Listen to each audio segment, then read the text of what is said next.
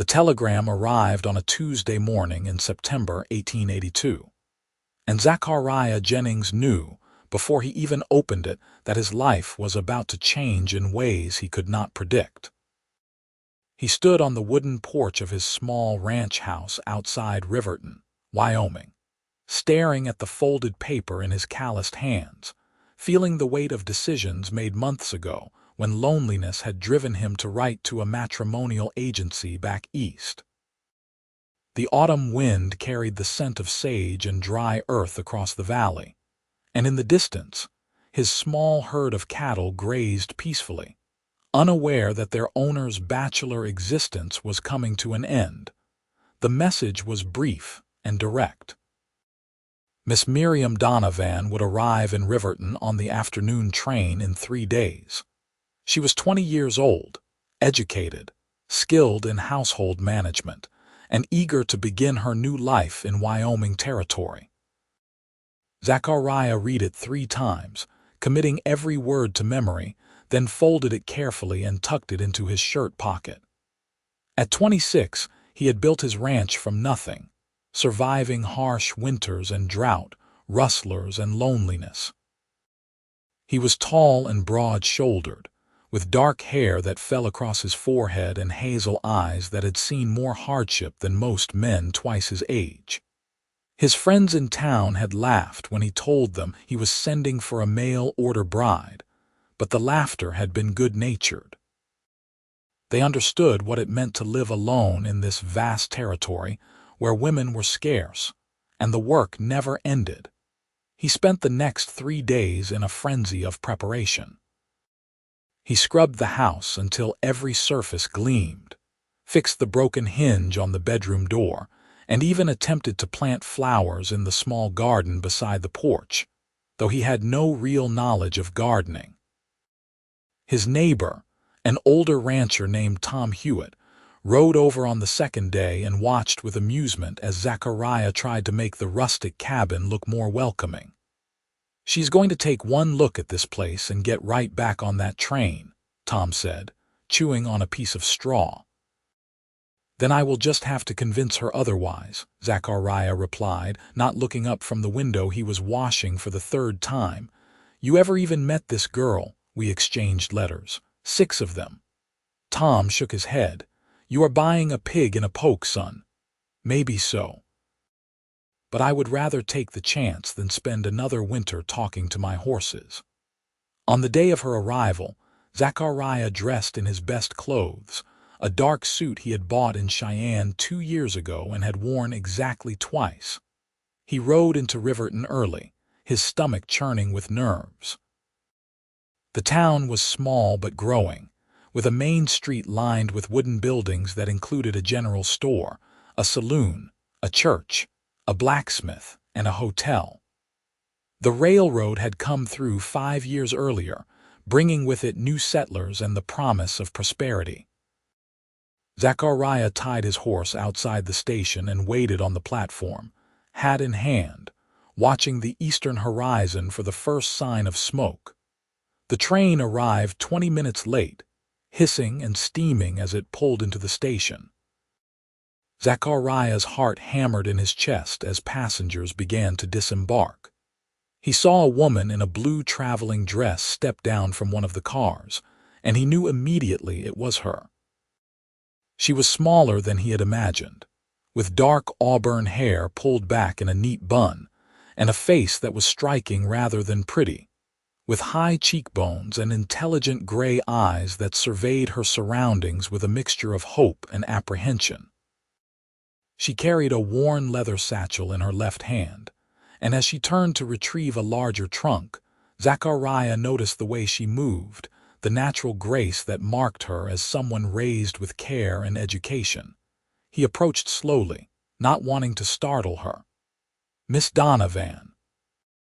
She turned, and for a moment they simply looked at each other, then a smile touched her lips, tentative but genuine.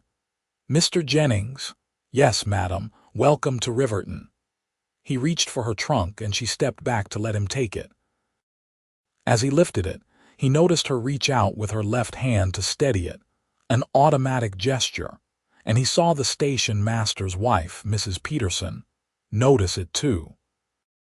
The older woman's expression shifted from curiosity to something darker, and she whispered to her companion, another town matron Zachariah recognized but could not name. Miriam noticed the exchange. Her face colored slightly, and she dropped her hand, clasping both hands together in front of her. "I hope the journey was not too difficult," Zachariah said, trying to draw her attention away from the whispering women. "It was long," she admitted, "but not unbearable. Your letters made it sound like a beautiful place." "It has its moments," he said. "Let me get your things loaded, and we can head to the ranch. It is about an hour's ride." He had borrowed Tom's wagon for the occasion, wanting to make the journey more comfortable than it would have been on horseback. As he helped Miriam up onto the seat, he noticed how carefully she positioned herself, tucking her left hand into the folds of her skirt. He said nothing, but the gesture troubled him in ways he could not immediately articulate. They rode in silence for the first few miles, the awkwardness between them thick as summer humidity. Zachariah tried several times to start a conversation, but his words came out stilted and formal. Finally, Miriam spoke. "In your letters, you mentioned you have been ranching here for 5 years." "That is right. Started with 20 head of cattle and a dream. Now I've got nearly 200 head and a house that does not leak when it rains." She smiled at that, a real smile that reached her eyes. "That is quite an accomplishment. It has been hard work, but good work, honest work." He paused, then asked, "What made you decide to come west? Your letters mentioned Boston." Her smile faded. "Boston had nothing left for me. My parents died of influenza 3 years ago, and I was living with my aunt. She was not unkind exactly, but she made it clear I was a burden. When I saw the advertisement for the matrimonial agency, it seemed like an opportunity for a fresh start. I am sorry about your parents. Thank you." She was quiet for a moment, then added, "They were good people. My father was a school teacher and my mother took in sewing. They taught me to read and write, to do arithmetic, to appreciate learning. I hope to use those skills here somehow. Riverton has a school, but I think they have a teacher already. Still, there are always children who need tutoring, and I imagine some of the ranch hands would appreciate someone who could teach them their letters." She looked at him with interest. "Do your ranch hands not know how to read?" "A couple of them do. The others never had the opportunity. If you wanted to teach them, I think they would be grateful, especially young Davy. He is only 17 and he has been asking me to help him learn, but I am not much of a teacher." "I would like that," Miriam said softly. "I would like to feel useful." They crested a ridge and Zachariah pulled the wagon to a stop. Below them, nestled in a valley with a creek running through it, was his ranch. The house was modest, but the barn was sturdy, and the corrals were well maintained.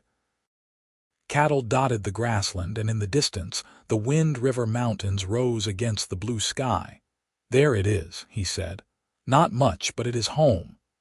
Miriam stared at the scene before her, and Zachariah saw her eyes shine with tears. "It is beautiful," she whispered. "I have never seen so much open space." They continued down to the ranch, and Zachariah helped her down from the wagon. His 2 ranch hands, Davy and an older man named Carl, came out of the barn to meet them. Both men removed their hats respectfully. "This is Miss Donovan," Zachariah said. "She will be. We will be married soon." Miriam extended her right hand to shake, keeping her left hand firmly at her side. "It is a pleasure to meet you both." Carl shook her hand with a gruff nod, but Davy, young and earnest, smiled broadly. "Welcome, madam. It will be real nice to have a lady around the place." Zachariah showed Miriam into the house. It was clean and neat, if sparse, with a main room that served as kitchen and living area, a bedroom, and a small loft where he had been sleeping to give her privacy. She walked through slowly, taking in every detail, and he found himself holding his breath, waiting for her verdict. "It is very clean," she said finally. "You have taken good care of it. I wanted you to feel welcome." She turned to face him, and in the afternoon light streaming through the window he could see the fine lines of worry around her eyes. "Mr. Jennings, I need to be honest with you about something." His heart sank. "All right." She took a deep breath, and then, deliberately, she raised her left hand. "I am left-handed. I know you may not have noticed from my letters, but it is something you need to know.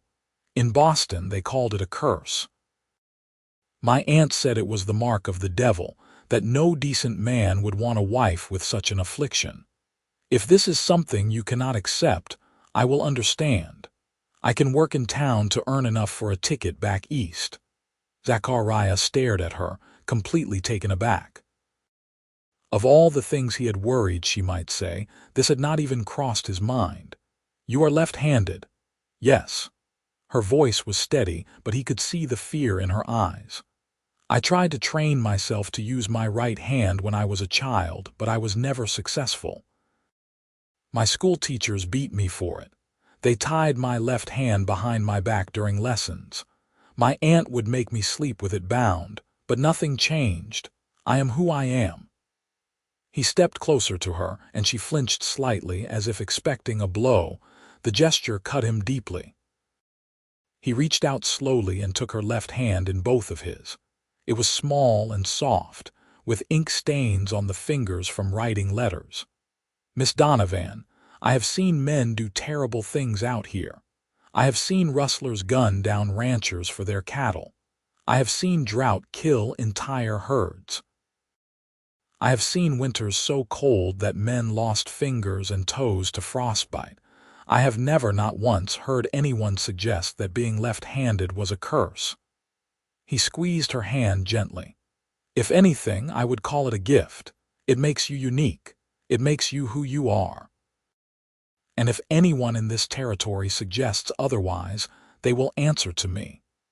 The tears that had been threatening finally spilled over, and Miriam covered her face with her right hand, her left still held in his. "You have no idea what it has been like," she whispered. "To be told my whole life that there is something wrong with me, something broken that cannot be fixed."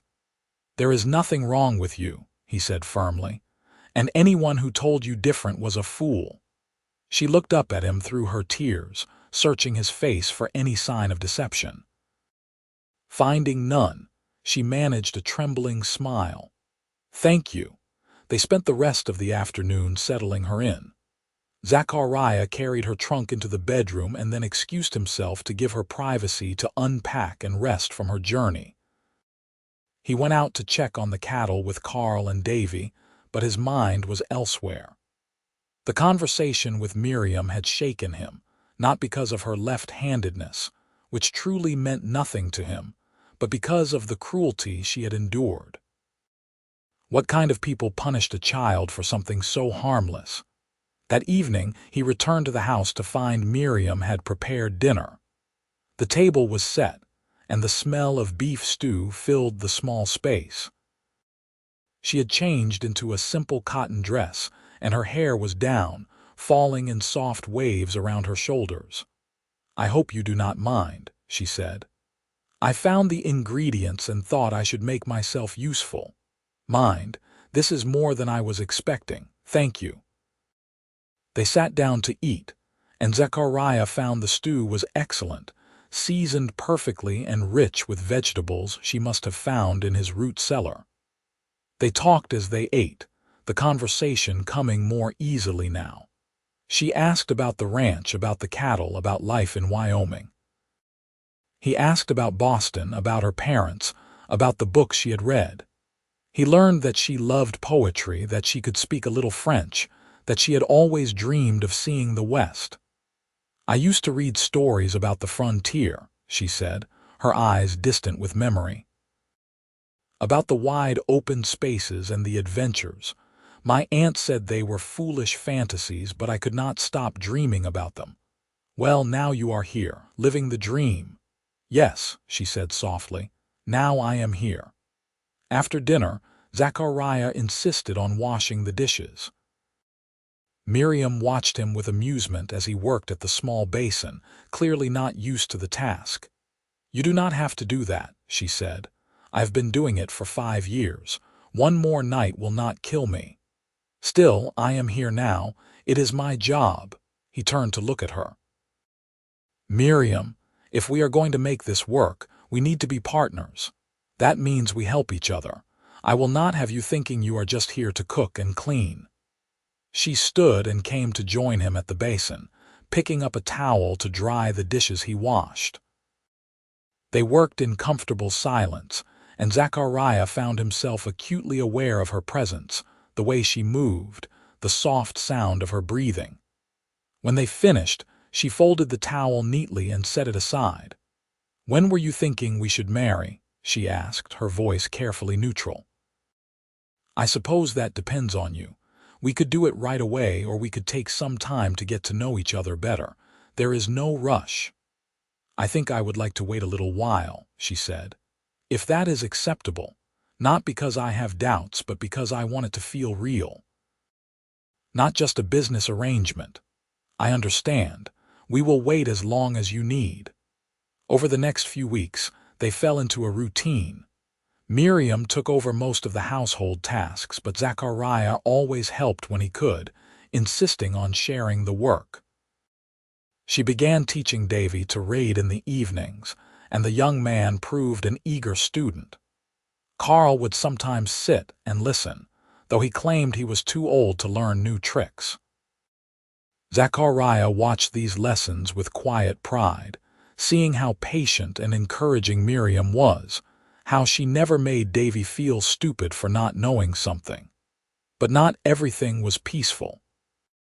One Saturday, they went into Riverton for supplies, and Zachariah saw immediately how the townspeople reacted to Miriam. At the general store, when she reached with her left hand to pick up a bolt of fabric, Mrs. Peterson loudly remarked to her friend, "Did you see that? Left-handed." "I heard it runs in families like madness." Miriam froze, her hand hovering over the fabric. Zachariah stepped forward, his voice cold. "Mrs. Peterson, I would appreciate it if you kept your ignorant opinions to yourself." The store went silent. Mrs. Peterson's face flushed red. "Well, I never." "That much is obvious. You have never thought before speaking, and you have never considered that your words might hurt someone." He turned to the store owner, Mr. Jenkins. "We will take our business elsewhere if this is the kind of establishment you run." Mr. Jenkins, a practical man who valued customers, quickly intervened. "Now, Mr. Jennings, there is no need for that. Mrs. Peterson, perhaps you should finish your shopping and go." The woman huffed and left, and Zachariah felt Miriam's hand slip into his. She was shaking slightly, but when he looked down at her, she was smiling. "Thank you," she whispered. "I meant what I said. I will not tolerate anyone treating you poorly." Word of the incident spread quickly through the small town. Some people thought Zachariah was being overly protective, but others respected him for standing up for his future wife.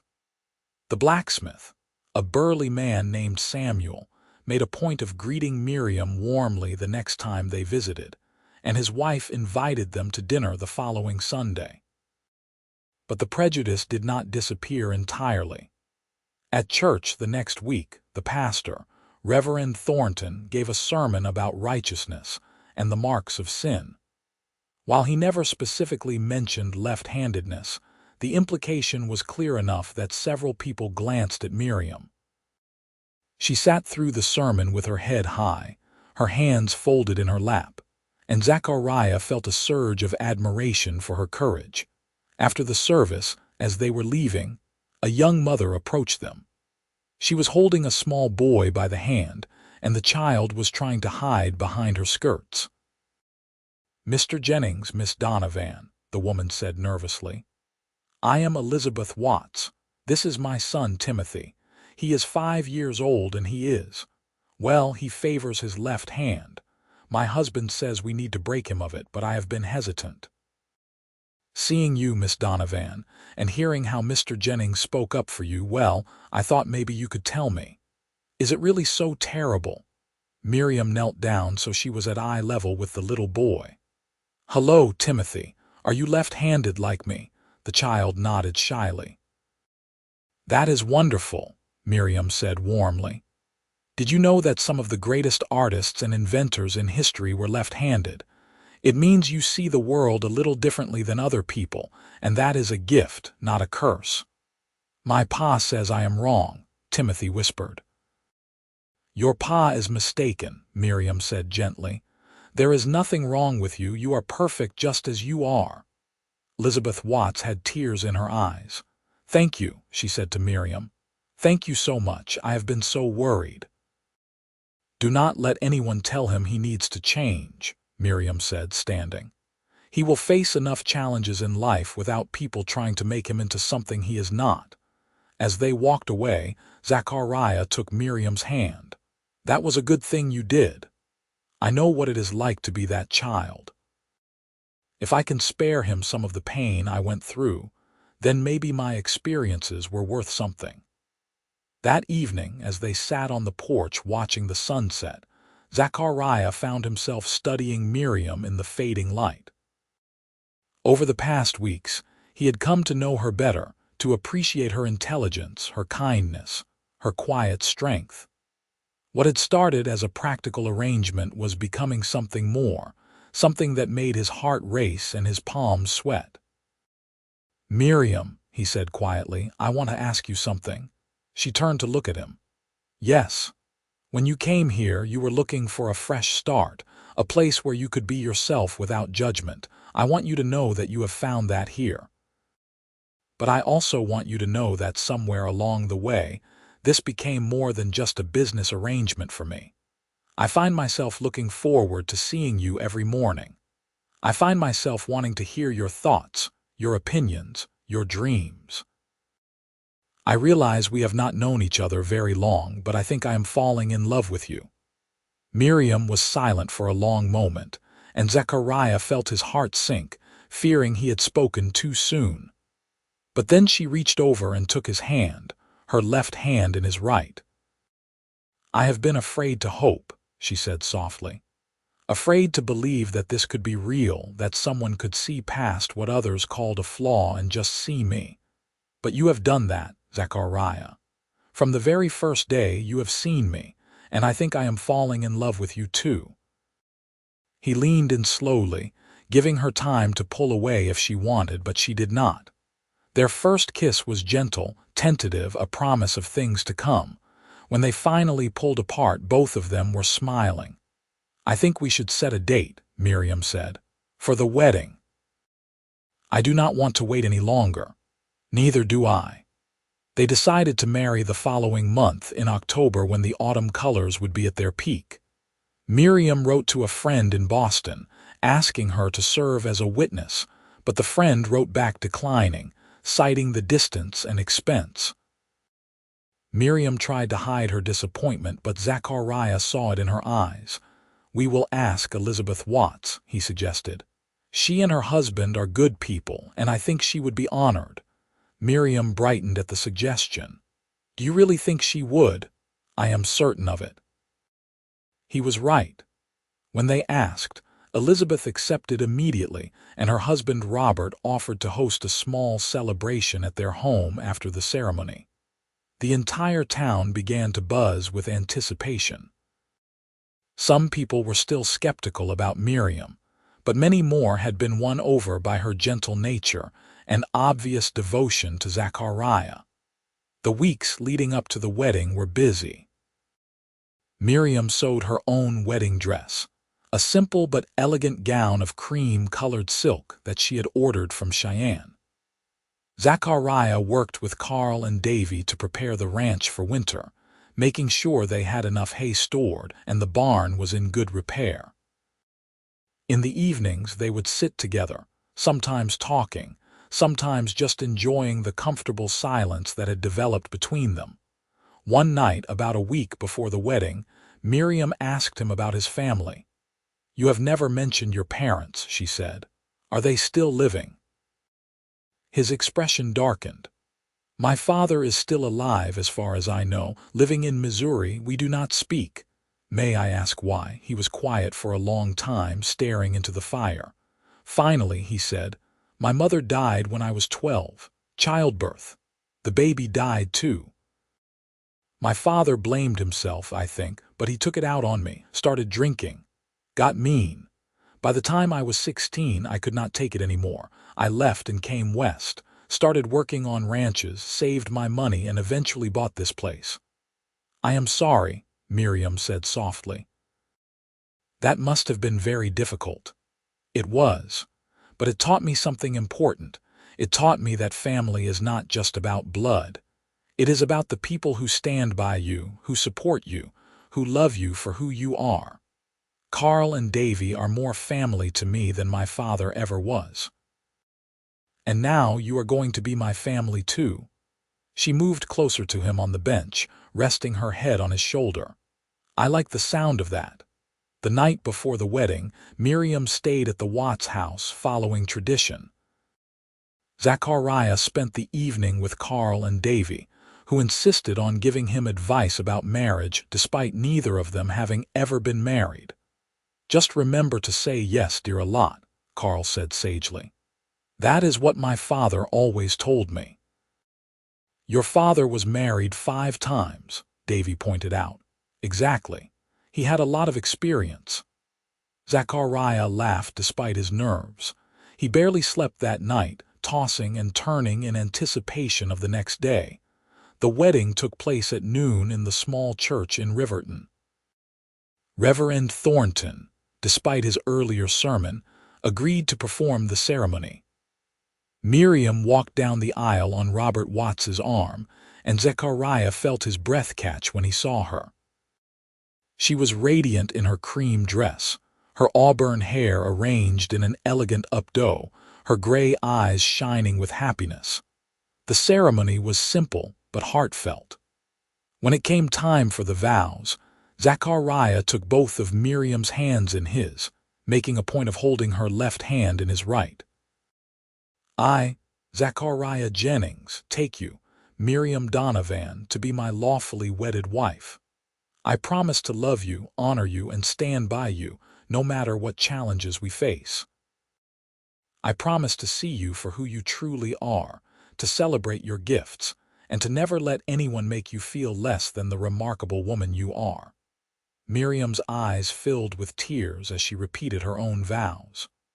"I, Miriam Donovan, take you, Zachariah Jennings, to be my lawfully wedded husband. I promise to love you, support you, and build a life with you here in this beautiful land. I promise to be your partner in all things, to share your joys and your burdens, and to never forget how blessed I am to have found you."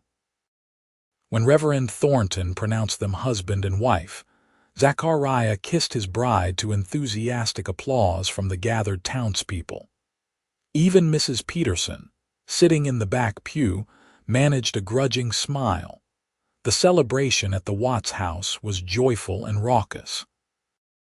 Someone had brought a fiddle, and there was dancing and laughter late into the evening.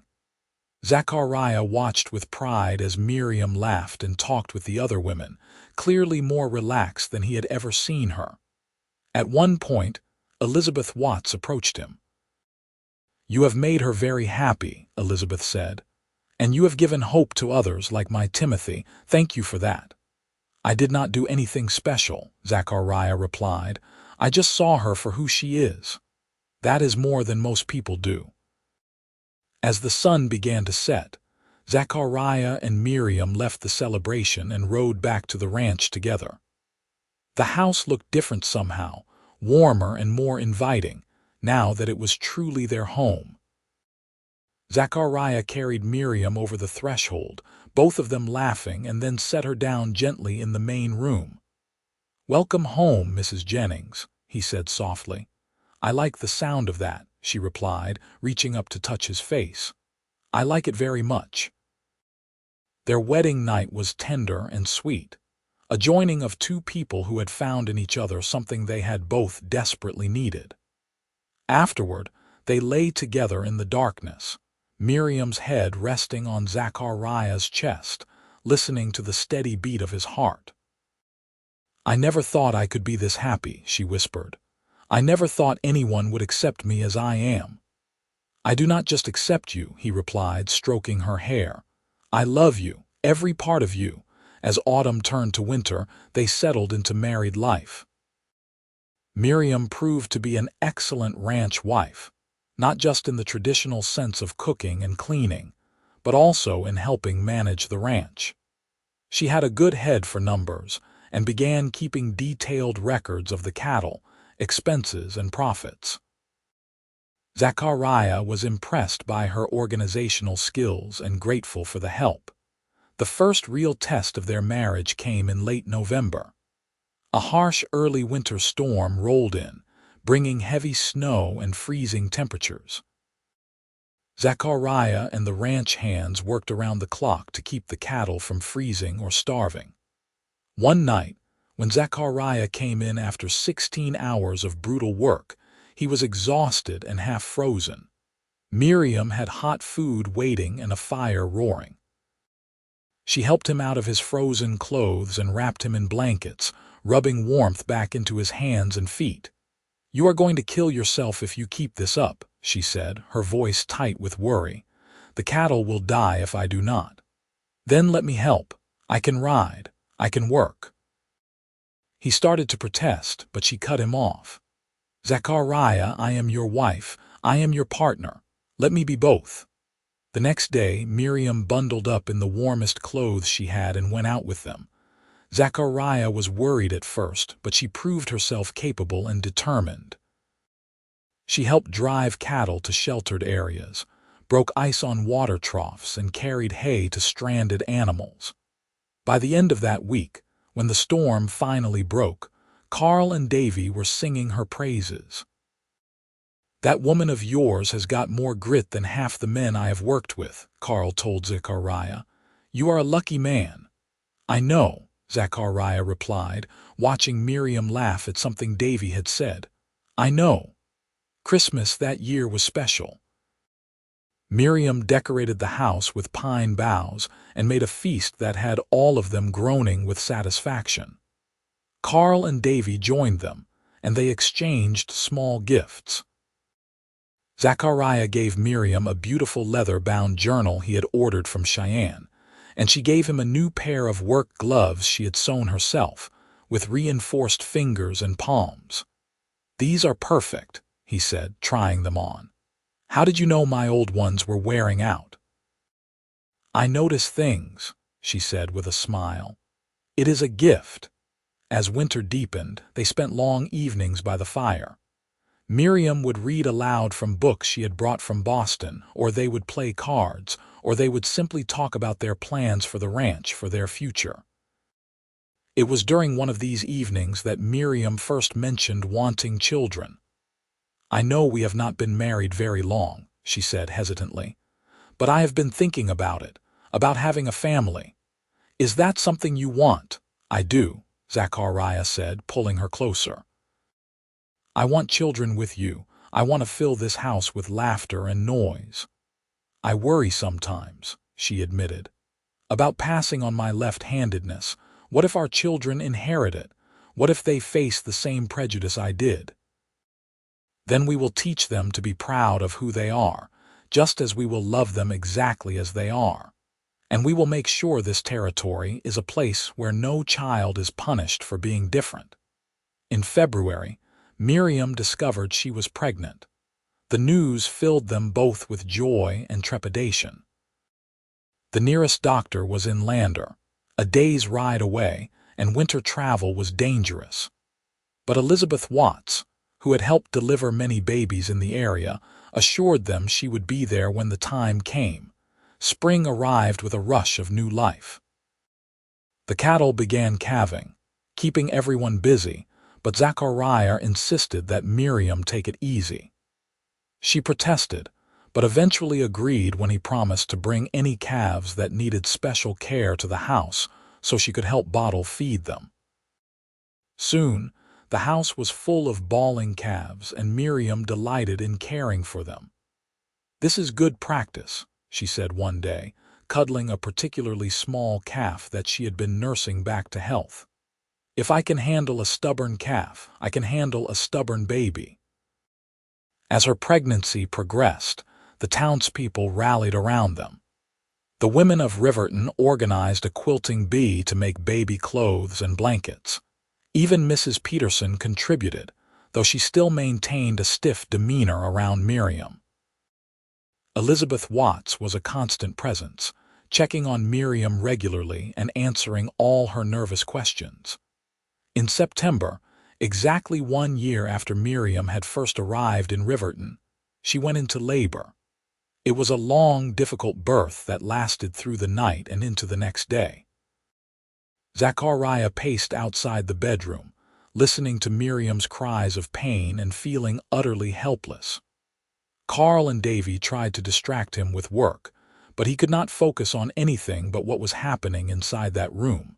Finally, just as the sun was setting, he heard a thin, reedy cry. Moments later, Elizabeth emerged, beaming.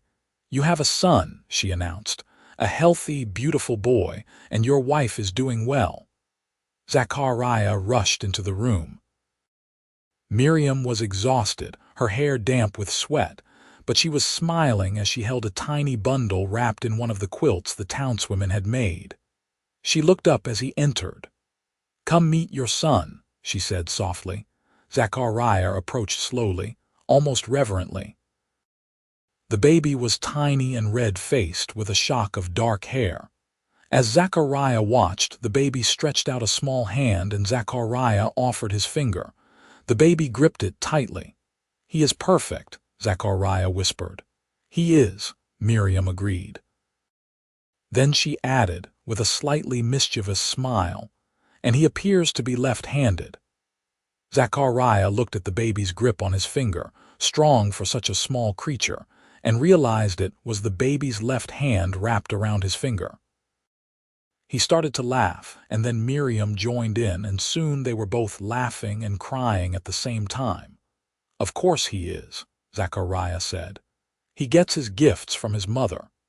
They named him Matthew Zachary Jennings, and from his first day he was the center of their world. Zachariah had thought he understood love before, but nothing had prepared him for the overwhelming feeling of holding his son. He was determined to be a better father than his own had been, to create a home filled with love and acceptance. As Matthew grew, it became clear that he had indeed inherited his mother's left-handedness. He reached for toys with his left hand, ate with his left hand, and when he was old enough to hold a pencil, he gripped it in his left hand. Far from being concerned, Zachariah and Miriam celebrated it. They made sure Matthew knew there was nothing wrong with him, that being different was something to be proud of. When Matthew was 2 years old, Miriam became pregnant again. This pregnancy was easier than the first, and in the spring of 1886, they welcomed a daughter, whom they named Margaret Rose. She had her mother's gray eyes and auburn hair, and to everyone's amusement, she too was left-handed. "I think we are starting a trend," Miriam joked as she nursed baby Margaret while Matthew played at her feet. The ranch continued to prosper. With Miriam's careful record-keeping and Zachariah's hard work, they were able to expand their herd and even hire 2 more ranch hands. Davy had grown into a capable young man and had become Zachariah's right hand in running the ranch. Carl, now in his 60s, had slowed down but was still an invaluable source of wisdom and experience. Riverton itself was growing and changing. The prejudices that had once been so strong were slowly fading. Part of that was due to Miriam, who had proven herself to be a valuable member of the community. She had started a small school for the children of ranchers and farmers who lived too far from town to attend the main school, and her students thrived under her patient instruction. Several of them were left-handed, and they flourished without anyone trying to force them to change. One day in the summer of 1887, a man rode up to the ranch. He was middle-aged, with graying hair and a weathered face, and he sat his horse with the ease of someone who had spent a lifetime in the saddle. Zachariah was in the corral breaking a new horse when he arrived, and he did not immediately recognize the visitor. "Can I help you?" Zachariah called out. The man dismounted slowly. "I am looking for Zachariah Jennings. You found him." The man approached the corral fence, and as he got closer, Zachariah felt a jolt of recognition. The man's features were familiar, older and more worn, but unmistakable. "Pa." Zachariah's voice was barely a whisper. "Hello, son." They stood staring at each other for a long moment. Zachariah felt a rush of conflicting emotions: anger, hurt, curiosity. Finally, he climbed over the fence and stood facing his father. "What are you doing here?" "I heard you had gotten married, had children. I wanted to see for myself." "After all these years, you just show up." His father looked down at his boots. "I know I have no right. I know I was a terrible father to you. After you left, I hit rock bottom, lost everything. Finally stopped drinking about 5 years ago. I have been trying to make amends, trying to be a better man. When I heard about you, heard that you had built a good life for yourself, I thought maybe I could at least see you, tell you I am sorry." Zachariah felt his throat tighten. This was the moment he had both dreaded and longed for. Part of him wanted to tell his father to leave, to ride away and never come back. But another part, the part that had been shaped by Miriam's love and the family they had built together, wanted to extend the same grace he had been given. "You hurt me," Zachariah said quietly. "You hurt me badly, and I have carried that pain for years. I know, and I am sorry, sorrier than I can ever express." At that moment, Miriam came out of the house, carrying Margaret on her hip while Matthew ran ahead of her. She saw the strange man and slowed her approach, her expression questioning. "Miriam," Zachariah called, "this is my father." Understanding dawned on her face, followed by concern. She came closer, studying the older man carefully. "Mr. Jennings," she said politely. "Madam." "These are my grandchildren." "Yes, this is Matthew and this is Margaret." Matthew, fearless as always, approached the stranger. "Are you really my grandpa?" Zachariah's father knelt down, and Zachariah saw tears in the older man's eyes. "I suppose I am. Though I have not earned the right to be called that." "That is a silly thing to say," Matthew announced with the blunt honesty of a child. "You are my pa's pa, so you are my grandpa." The simple logic of it made everyone smile, even Zachariah. He looked at Miriam, and she gave him a slight nod, leaving the decision to him. "Why do you not come inside?" Zachariah said finally. "We can talk." They spent the afternoon around the kitchen table. Zachariah's father, whose name was Elias, told them about the years since Zachariah had left. He spoke honestly about his struggles with alcohol, his failures, and his eventual journey toward sobriety and redemption. He asked about Zachariah's life, and Zachariah found himself opening up, telling his father about the ranch, about meeting Miriam, about building the life he had always dreamed of. When Miriam served dinner, Elias noticed immediately that she was left-handed. He watched as she set the table, using her left hand naturally, and then he noticed Matthew reaching for his spoon with his left hand. "Your boy is left-handed," he observed. "Both our children are," Zachariah said, and there was a note of challenge in his voice. "Just like their mother." Elias looked at Miriam with new understanding. "I bet that has not been easy." "It has not," Miriam admitted. "But Zachariah has always stood by me. He taught me that being different is not a curse but a gift." "That is a good way to look at it," Elias said quietly. "Better than I would have been capable of years ago. My son became a better man than I ever was." "You are trying to change," Zachariah said. That counts for something. Elias stayed for 3 days. He slept in the barn, insisting he did not want to impose, and during the day he helped with work around the ranch. Zachariah watched him carefully, looking for any sign of the mean drunk he remembered, but all he saw was an older man trying to make amends. On the evening before he was set to leave, they sat on the porch together after the children had gone to bed. "I do not expect you to forgive me," Elias said. "I do not deserve it, but I want you to know that I am proud of you. You built something real here. You have a good woman, beautiful children, and a life with meaning. That is more than most men achieve." "I almost gave up," Zachariah admitted. "There were times, especially those first few winters, when I did not think I could make it, but I kept going because I knew I could not go back." And then Miriam came, and suddenly everything made sense. She is a special woman. The way she stood up to that gossip in town when we went in for supplies yesterday, that took courage. Zachariah smiled, remembering the incident. They had gone to the general store and Mrs. Peterson had made another comment about left-handedness. Miriam had calmly and politely explained the history of prejudice against left-handed people, citing medical journals and scientific studies that showed there was no basis for the superstition. She had been so eloquent and informed that Mrs. Peterson had been left speechless. "She is strong," Zachariah agreed. "Stronger than anyone I have ever known. You are lucky to have found each other." The next morning, as Elias prepared to leave, Matthew ran up and threw his arms around his grandfather's legs. "Will you come back and visit?"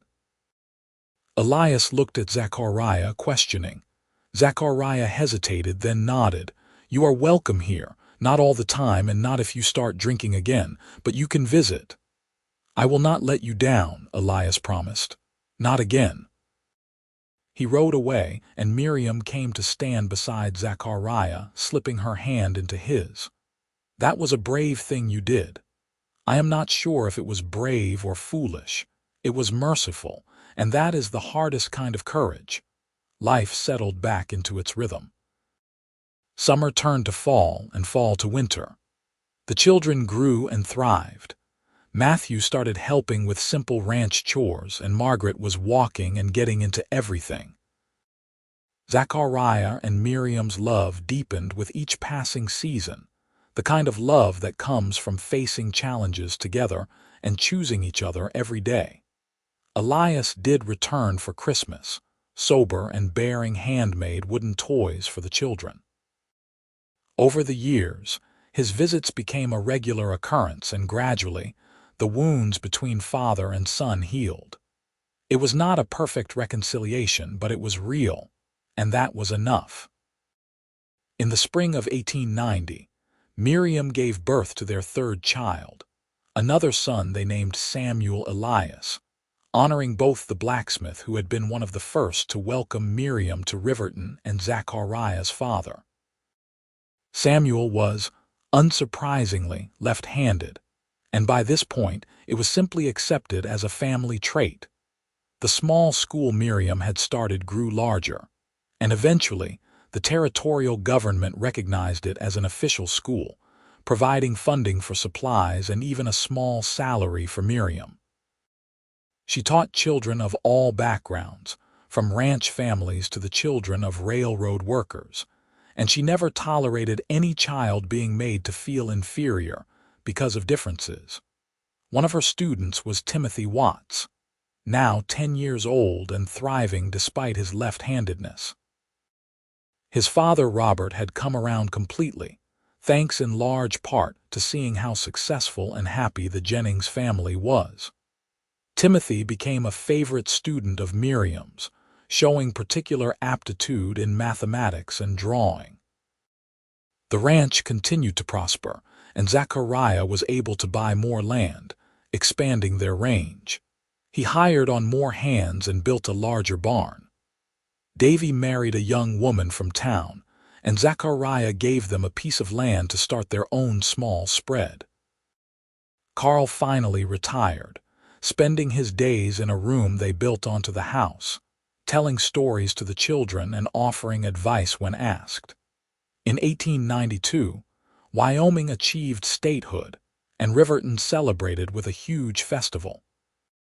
The Jennings family was right in the middle of the celebration, with Miriam serving on the planning committee and Zachariah donating a steer for the barbecue. It was during this celebration that Zachariah realized how completely their lives had become intertwined with the community. They were not outsiders anymore. They were respected members of a growing town in a young state. As the years passed, the prejudice against left-handedness faded almost completely in Riverton. It helped that the Jennings children were so successful and well-liked, proving that the old superstitions were baseless. Other left-handed children in the area grew up without facing the kind of persecution Miriam had endured, and she took pride in knowing she had helped change attitudes. By 1895, Matthew was 12 years old and already showing signs of becoming a skilled rancher. Margaret was 9 and had inherited her mother's love of learning, spending every spare moment with her nose in a book. Samuel was 5 and full of mischief, keeping everyone on their toes. Miriam was pregnant with their 4th child, and Zachariah joked that they were going to need a bigger house soon. "I want a big family," Miriam said, resting her hand on her swelling belly. "I want our home to be full of love and laughter, the kind of home I wished I had growing up." "You have it," Zachariah assured her. "We have built it together." Their 4th child, a daughter named Eleanor Catherine, was born in the fall of that year. She was right-handed, the first of their children not to be left-handed, and they joked that she was their rebel. Life was not always easy. They faced droughts and harsh winters, cattle diseases and market crashes. But they faced them together, supporting each other through every challenge. Zachariah's love for Miriam never wavered, and hers for him only grew stronger. They were partners in the truest sense, sharing the work, the decisions, and the dreams. On their 15th wedding anniversary in 1897, Zachariah took Miriam to the top of the ridge overlooking their ranch. It was the same spot where he had first shown her their home all those years ago. The house had been expanded twice, the barn was larger, and there were now several other buildings scattered around the property. Cattle dotted the landscape as far as the eye could see. "You remember the first time I brought you here?" he asked. "Of course." "I was terrified and hopeful all at once. I had no idea if this would work, if you would accept me." "I was scared too," he admitted. "Scared that you would take one look at this rough country and want to go back east." "Never," she said firmly. "This is my home. You are my home. You saw me when no one else did. You loved me when I thought I was unlovable. You gave me a life I never dreamed possible. You did the same for me," he said, pulling her close. "You took a lonely rancher and made him whole. You filled this house with love and laughter. You changed this town for the better. Everything good in my life is because of you." They stood there together, watching the sun set over the land they had built together, and Zachariah felt a profound sense of gratitude. What had started with a telegram and a leap of faith had become the greatest adventure of his life. As the years continued to roll by, the Jennings family became a fixture in Riverton and the surrounding area. Zachariah became involved in territorial politics, advocating for better schools and fair treatment for ranchers. Miriam's school gained a reputation for excellence, and students came from miles around to learn from her. Their children grew up strong and confident, knowing they were loved and valued exactly as they were. Matthew eventually took over much of the day-to-day running of the ranch, showing the same work ethic and integrity his father had. Margaret went to college in Laramie, one of the first women from Riverton to do so, and came back to teach alongside her mother. Samuel developed a talent for horses, and started a successful breeding program. Eleanor, the youngest, showed an aptitude for business and began handling the ranch's financial affairs.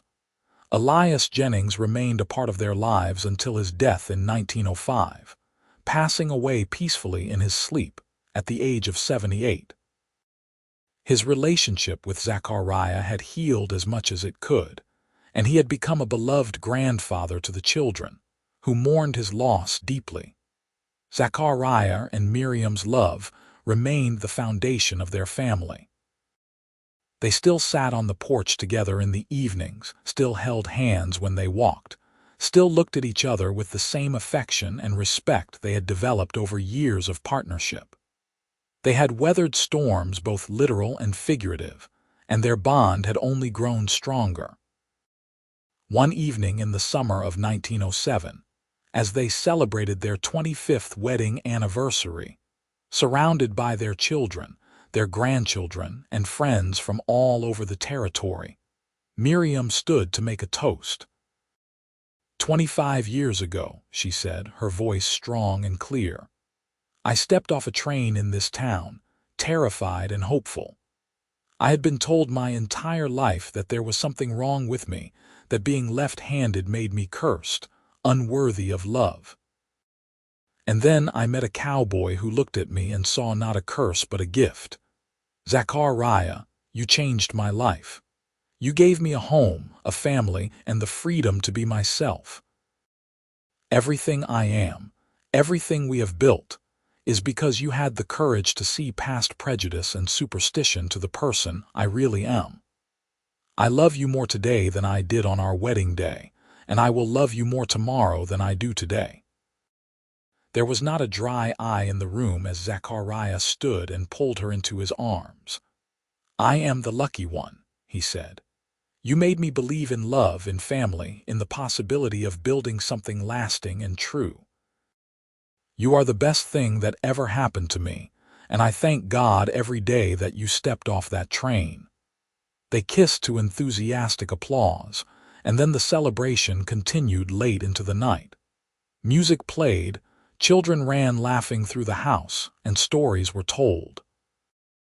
It was exactly the kind of celebration Miriam had always dreamed of, full of warmth and joy and belonging.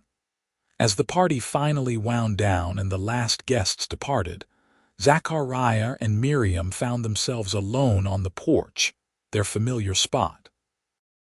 The stars were brilliant overhead, and a gentle breeze carried the scent of sage and grass. You ever think about what would have happened if you had not sent that letter to the matrimonial agency? Miriam asked. Sometimes, Zachariah admitted, but not with regret. Everything I did, every choice I made led me to you, and that makes it all worthwhile. I think about the girl I was when I arrived here, Miriam said thoughtfully, so unsure of herself, so wounded by years of being told she was wrong. And then I look at our children, at our grandchildren, all of them confident and proud of who they are. We broke that cycle. We made sure the next generation would not have to suffer the way I did. You did that, Zachariah said. You and your courage. We did it together. Everything we have accomplished, we have done together. They sat in comfortable silence, holding hands and watching the night sky. After a while, Miriam spoke again. You know what I am most grateful for? What is that? That you called it a gift. When everyone else saw my left-handedness as a curse, you saw it as something that made me special. You changed the narrative, not just for me but for our children and for this whole community. That is a legacy that will outlast both of us. The legacy is not just about left-handedness, Zachariah said. It is about acceptance, about seeing people for who they really are instead of judging them based on old prejudices. It is about building a community where everyone belongs. That is what we have created together. As they sat together under the stars, Zachariah reflected on the journey that had brought them to this moment. From a lonely rancher sending a letter to a matrimonial agency, to a young woman fleeing prejudice and seeking a fresh start, to a partnership that had transformed both their lives and the community around them. It had not always been easy, but it had been worth every challenge, every struggle, every moment of doubt. The years continued to pass, and Zachariah and Miriam grew old together, their love never diminishing. They watched as their children married and had children of their own, as the ranch they had built together thrived and grew. They saw Riverton transform from a small frontier town into a prosperous community, and they knew they had played a part in that transformation. In the spring of 1920, on a warm afternoon with wildflowers blooming across the prairie, Zachariah and Miriam celebrated their 38th wedding anniversary. They were both in their 60s now, their hair gray, their faces lined with age, but their eyes still bright when they looked at each other. They had 11 grandchildren and 2 great-grandchildren, and the house was never quiet. The ranch was now run primarily by Matthew and Samuel, though Zachariah still rode out when he could, unwilling to give up the work he loved. Miriam had retired from teaching, but she still tutored individual students and volunteered at the library in town. On that anniversary afternoon, surrounded by 3 generations of family, Zachariah stood to make a speech. His voice was not as strong as it once was, but his words carried the weight of a life well lived. 38 years ago, he began, I took a chance on a letter from a woman I had never met. I did not know what to expect, but I hoped for a partner, someone to share this life with. What I got was so much more. Miriam, you have been my partner, my friend, my love, and my inspiration. You have taught me about courage, about standing up for what is right, about the power of acceptance and love. You have made me a better man, a better father, and a better member of this community. Our life together has been an adventure, and I would not change a single moment of it. Miriam wiped tears from her eyes as she stood beside him. You saw me, she said simply. When everyone else looked at me and saw a flaw, you looked and saw a gift. You gave me the greatest gift anyone can give, the freedom to be myself. And in return, I gave you my heart, my devotion, and my promise to stand beside you through everything. I have kept that promise, and I always will. Their eldest grandson, Matthew's son James, raised his glass. To Grandma and Grandpa, he said. May we all be fortunate enough to find a love like yours. Everyone raised their glasses and echoed the toast, and Zachariah pulled Miriam close, kissing her forehead. In that moment, surrounded by the family they had created and the life they had built, he felt complete. As the celebration continued around them, Zachariah's mind drifted back to that September day in 1882, when he had stood on the train platform, nervously waiting for a woman he had never met. He thought about the fear and hope he had felt, the uncertainty about whether he had made the right decision. And he thought about the moment he had first seen Miriam, the instant connection he had felt, the sense that his life was about to change in profound ways. He had been right. His life had changed, but not in the ways he had expected. He had gained not just a wife, but a true partner, someone who challenged him to be better, to think differently, to see the world through new eyes. Together, they had built something that transcended the ranch, the cattle, the land. They had built a family rooted in love and acceptance, and they had helped build a community that reflected those same values.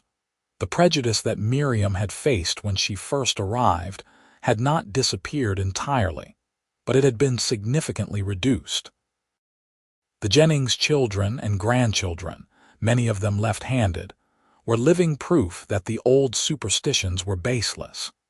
And Miriam's work as a teacher had influenced generations of children to be more accepting, more open-minded, more willing to see past differences to the person underneath. As the sun began to set on their anniversary celebration, Zachariah and Miriam found themselves once again on the porch, their sanctuary, their place of peace. The sounds of their family filled the house behind them, and the land they had worked so hard to build stretched out before them. "I have been thinking," Miriam said quietly, "about all the times people told me I was cursed, about all the pain I endured because of something I could not change, and I realize now that they were wrong in more ways than one. Not only was I not cursed, but being left-handed brought me here. It brought me to you, and that makes it the greatest blessing of my life." Zachariah took her left hand in both of his, the gesture as natural now as breathing. "I meant what I said all those years ago. It is a gift. You are a gift. And I am grateful every day that you took a chance on a cowboy in Wyoming. I am grateful you took a chance on a mail-order bride with a so-called curse." They sat together as the stars began to emerge, just as they had done thousands of times before, and just as they would continue to do for as long as they had together. Their love story had started with a telegram and a leap of faith, had weathered prejudice and hardship, and had blossomed into something beautiful and enduring. The ranch would continue after they were gone, passed down to their children and grandchildren. The land would remain, scarred and shaped by the lives lived upon it. But more than that, the legacy of acceptance and love they had built would continue, rippling out through generations, changing attitudes and opening minds. Zachariah thought about the scared, wounded woman who had stepped off the train 38 years ago, and the lonely rancher who had waited for her. They had both been searching for something, though neither had quite known what. And they had found it in each other: acceptance, love, partnership, home. As he sat with Miriam's hand in his, watching the stars emerge one by one, Zachariah Jennings knew with absolute certainty that he was the luckiest man alive. He had found his gift, his blessing, his everything, in a left-handed woman from Boston who had been brave enough to travel halfway across the country for a chance at a new life. And she had found hers in a cowboy who had looked at what others called a curse and recognized it for the gift it truly was. Their story was not one of grand gestures or dramatic rescues, though there had been moments of both. It was a story of quiet courage, of choosing each other every day, of building a life one decision at a time. It was a story of love in its truest form, steadfast, enduring, transformative. As the night deepened and the air grew cool, they finally rose to go inside, where their family waited. But before they did, Miriam turned to Zachariah one more time. "Thank you," she said, her voice thick with emotion, "for everything, for seeing me, for loving me, for giving me this beautiful life. Thank you," he replied, "for trusting me with your heart, for building this life with me, for being exactly who you are." They walked inside together, hand in hand, ready for whatever years remained to them. Behind them, the Wyoming prairie stretched out under the stars, vast and beautiful and full of possibility, just as it had been on that September day in 1882, when everything had changed. And somewhere in the house, their youngest great-grandchild, a little boy named Zachary, was learning to write his letters, gripping his pencil firmly in his left hand, completely unaware that such a simple thing had once been considered a curse. His parents and grandparents watched with pride, grateful for the courage of two people who had refused to accept the prejudices of their time and had instead chosen love. The story that had begun with a telegram and a train had become a legacy, a testament to the power of acceptance and the transformative nature of love. And it all started because a cowboy named Zachariah Jennings had looked at a left-handed woman and called her blessing a gift.